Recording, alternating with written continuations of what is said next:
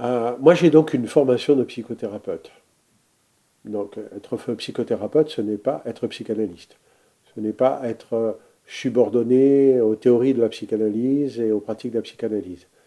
C'est avoir des pratiques très différenciées, de travail sur les rêves, mais de travail jungien, de travail avec le corps, etc.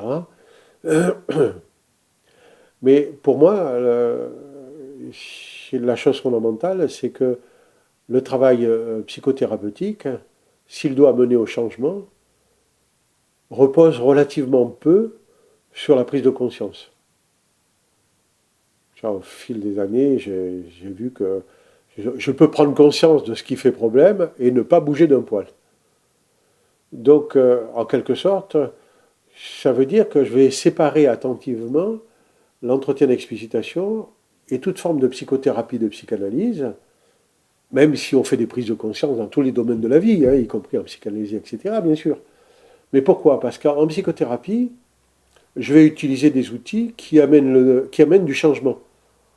Typiquement, avec une séance d'hypnose ericksonienne, la personne a prise de conscience de rien, mais elle repart avec une induction qui va modifier son comportement dans l'avenir. Voilà.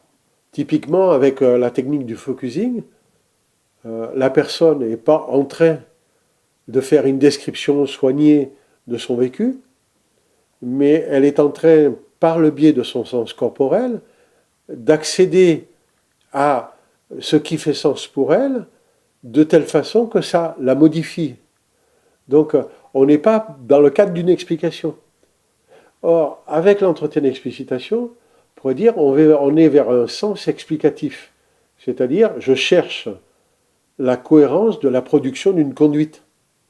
Mais quand j'ai la cohérence de la production d'une conduite, il reste encore à changer cette conduite. Et changer une conduite, c'est pas simplement la comprendre, c'est apprendre à poser des actes différents. Et ça, c'est pas l'explicitation qui va l'apporter.